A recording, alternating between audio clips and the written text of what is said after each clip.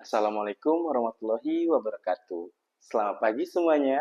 Perkenalkan saya Angga Sega Putra, guru informatika di SMP Negeri 12 Kota Jambi. Pada kesempatan kali ini, saya ingin berbagi pengalaman mengenai penerapan pembelajaran berdiferensiasi dalam mata pelajaran informatika.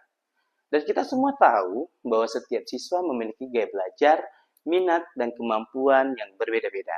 Nah, oleh karena itu, sebagai seorang pendidik, kita perlu menciptakan lingkungan belajar yang inklusif dan memberikan kesempatan bagi setiap siswa untuk berkembang sesuai dengan potensinya.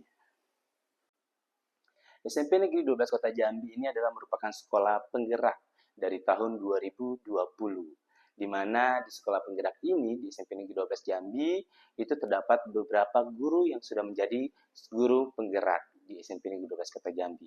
Nah, salah satunya adalah saya sebagai calon guru penggerak Angkatan 11 tahun 2024 ini, saya akan mencoba menjadi guru inovatif dalam Jambore GTK. Sebagai salah satu guru inovatif di SMP Negeri 12 Kota Jambi, saya menggunakan pembelajaran dengan berdiferensiasi. Nah, pasti semuanya pada tahu kan pembelajaran berdiferensiasi itu apa? Nah, saya akan menjelaskan kembali pembelajaran berdiferensiasi adalah suatu pendekatan pembelajaran yang dirancang untuk memenuhi kebutuhan individu, siswa yang beragam. Dalam penerapannya, kita dapat melakukan diferensiasi pada konten, proses, dan produk pembelajaran. Dari seorang guru informatika, saya menggunakan pembelajaran berdiferensiasi ini dengan profil belajar Pancasila yaitu mandiri, gotong royong, bekerja sama, kemudian bernara kritis. Di mana pembelajaran berdiferensiasi ini akan membuat pembelajaran yang menyenangkan di dalam kelas dan di dalam ruangan laboratorium. Dalam penerapan pembelajaran berdiferensiasi dalam informatika ini, berbagai diferensiasi, yaitu berdiferensiasi konten yang menyediakan berbagai sumber belajar, baik dari buku teks, kemudian artikel, dan video pembelajaran, dengan tingkat kesulitan yang berbeda-beda. Kemudian membagi materi menjadi beberapa topik kecil yang dapat dipilih oleh siswa sesuai dengan minat. Diferensiasi proses, memberikan pilihan aktivitas pembelajaran yang beragam, seperti proyek, individu, kelompok, atau presentasi, dengan menggunakan berbagai alat dan teknologi untuk mendukung proses pembelajaran. Kemudian ada diferensiasi produk, memberikan kesempatan kepada siswa untuk menunjukkan pemahaman mereka melalui berbagai bentuk produk, seperti membuat website, aplikasi, animasi, atau games dengan menggunakan melalui Quizy.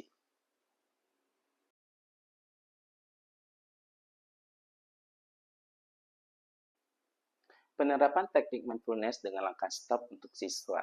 Teknik mindfulness langkah stop adalah sebuah cara sederhana namun efektif untuk membantu kita, terutama siswa menjadi lebih sadar dan fokus pada momen sekarang atau stop. Lanjutkan aktivitas dengan kesadaran penuh setelah melakukan langkah-langkah sebelumnya. Kita dapat kembali melanjutkan aktivitas dengan lebih tenang dan fokus. Inilah saya dengan menggunakan teknik mindfulness dengan langkah stop. Nah, mengapa teknik stop penting untuk siswa? Yang pertama, yaitu mengurangi stres, meningkatkan fokus, meningkatkan kesadaran diri. Manfaat mengajarkan teknik stop kepada siswa di sekolah itu sangat-sangat banyak bermanfaat. Dengan mengajarkan teknik stop di sekolah, kita dapat membantu mereka yaitu meningkatkan prestasi akademik, menciptakan lingkungan belajar yang positif, kemudian membekali siswa dengan keterampilan hidup. Bagaimana cara menjelaskan teknik stop kepada siswa? Nah, untuk mempermudah siswa memahami dan mempraktikkan teknik stop, saya bisa melakukan yang pertama memberikan contoh sederhana. Misalnya, saat siswa merasa terganggu saat belajar, ajak mereka untuk berhenti sejenak, mengambil nafas dalam-dalam, kemudian mengamati pikiran dan perasaan mereka, lalu melanjutkan belajar dengan lebih fokus.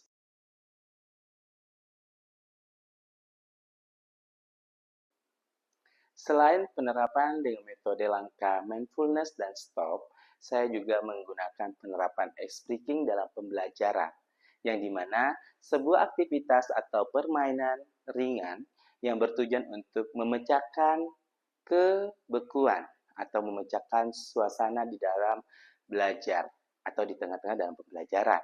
Kegiatan singkat efektif ini digunakan untuk membangun karakter, meningkatkan motivasi, menghilangkan rasa gugup, dan kemudian mempersiapkan siswa untuk belajar agar dapat mendorong kreativitas mereka atau mendorong semangat mereka dalam pembelajaran. Dengan pembelajaran berdiferensiasi, jangan lupa dengan menggunakan PSE, pembelajaran sosial emosional. Dengan pembelajaran berdiferensiasi dan PSE, yaitu sebuah pendekatan holistik dalam pendidikan.